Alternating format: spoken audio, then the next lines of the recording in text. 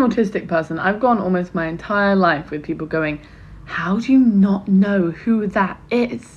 So I honestly think it's a very autistic mood to be out of touch with pop culture. Unless, of course, pop culture is one of your special interests. Like for me, I never know who anyone is because I spend all my time being hyper-focused on things I'm interested in. And if that does not involve celebrities, I will not be up to date on the latest hot goss. Also, I did have like a pretty sheltered upbringing, so that definitely put me behind a few marks. But yeah, to my fellow auties out there, if you are also frequently out of touch with pop culture, just own it, embrace it, make it a personality trait.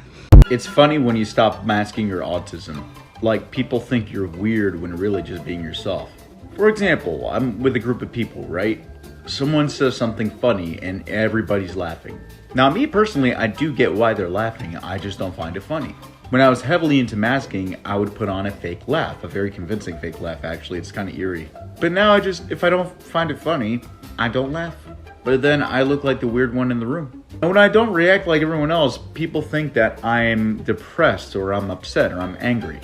Now, I appreciate the fact that everybody's trying to look out for my well-being and all that, but I keep reassuring everybody that I'm fine. Because masking is exhausting and I don't feel like being fake right now. Like, I'm actually just very chill and content. I appreciate the love, but just realize that I'm good.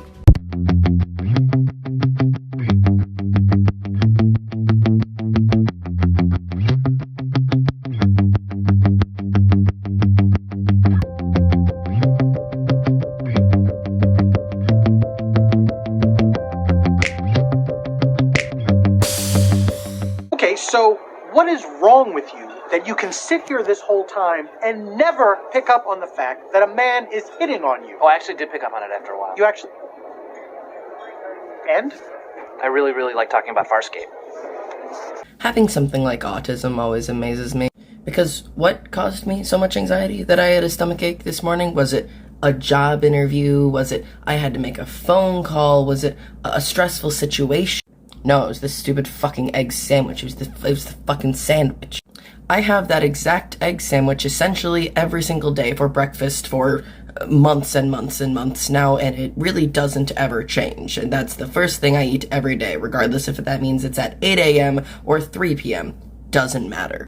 Well, I woke up really late today and I wasn't really hungry, so I was like, I'll skip the sandwich and I'll just make lunch before I have to stream today, and that'll be fine. And so it's like about to be 4 p.m. and I went to go make myself lunch and I got stuck because I couldn't make myself a different meal until I made myself this meal. I have to eat the sandwich first. And I fought for so long just staring at the food I was going to make for lunch, being like, no, I can just make this and eat this because that's okay. It's 4 p.m. I'm allowed to make lunch. And I couldn't. I just couldn't. I broke. I made the egg sandwich. And people, like, pass up stuff like that, like, autism isn't always, like, having to wear big headphones in public spaces because the noise is too loud, and sometimes it is that, but sometimes it's stupid things like having an anxiety attack because you haven't had an egg sandwich yet. And life is just weird. Anyways, the way you experience the world and your symptoms are valid, and I'm gonna go eat this fucking sandwich. I put the packet on the glass. What glass? The little glass dish in the microwave. Got it. I closed the door. Which door? The door to the microwave. What is wrong with you? Aren't you envious that for you it's not sweet like honey? Karma is a cat purring in my lap cause it loves me. Going nonverbal for me is kind of like being on low battery mode. Generally when I go nonverbal, it's because I'm really like overwhelmed and stressed. So when I go nonverbal, it usually goes with like not having any tone in my voice and like my facial expressions not really doing much. This is also just how this works for me personally. When I go nonverbal, it's literally like my brain and my mouth can't work together. Because I can be sitting there in my head and I will be thinking through like everything. I can hear everyone else's conversations. I'm aware of what everyone else is doing. I can be like responding to questions in my head, but my mouth just can't work. It's literally like my brain saves all of its power for anything that isn't essential, like my tone, my facial expressions, my voice. So like generally people can talk at me when I'm nonverbal, like they'll be like, oh, we're going to the shop or something, and I'll just walk like I'm aware of what's happening. And sometimes it's like really frustrating because I'm answering like everything in my head and I'm like, I just want to be able to get out whatever I'm trying to say, but my brain can't. But generally, if I'm not as stressed, I don't go nonverbal as often, so that's helpful.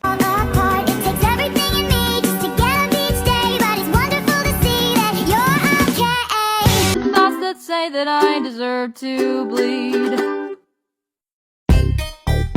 Are you a sensory-seeking autistic or sensory-avoidant autistic? I'm not sure. Could you explain which is which? Yeah, so like you're sensory-seeking if you like to put a Band-Aid on and then rip it off for the sensation. Oh, well then, I'm sensory-seeking. But then like sensory avoidant would be if your skin is really sensitive to certain textures like scratchy sweaters or things like that. Well, then I'm sensory avoidant. Sensory avoidant would also be like if you have to wear headphones when you go into like restaurants or clubs or things like that. Yeah, so then I'm definitely sensory avoidant. But then sensory seeking would be like if you're like blasting your own music through those headphones as you're going through the world that's probably too loud for you.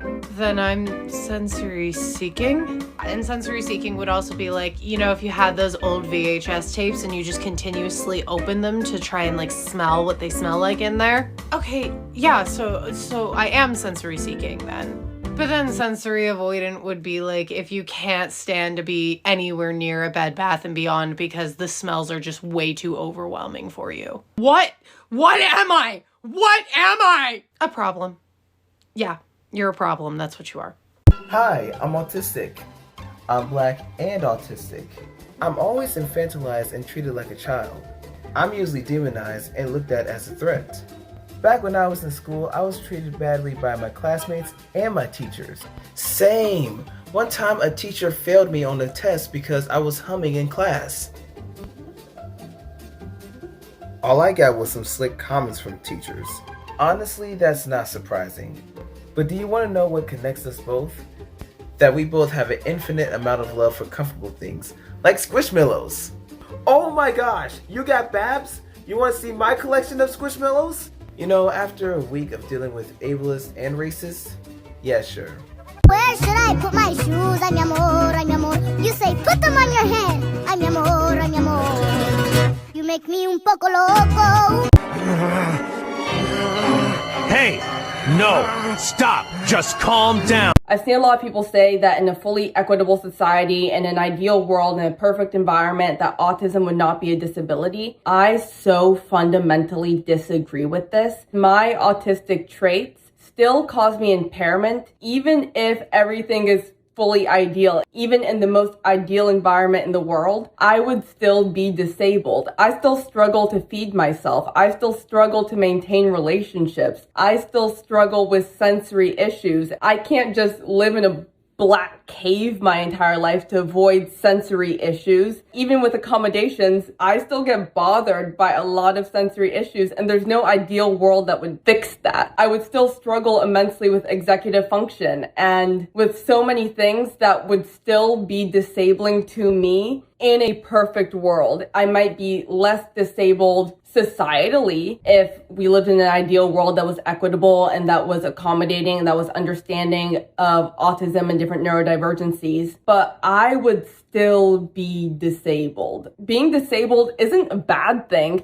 It's just a fact of the matter. It's just who I am. It's just the way my brain works. I struggle with basic daily tasks because of my autism. I would still have meltdowns and sensory overload and all of these different things because of my autism, even if the world was more ideal. This rhetoric that in a perfect world, autism would not be a disability screams internalized ableism to me, because there's nothing wrong with being disabled. And in an ideal world, there'd be so many more accommodations, so navigating the world might not necessarily be as debilitating, but autism's a disability. And there's nothing wrong with that. There's nothing wrong with autism being a disability.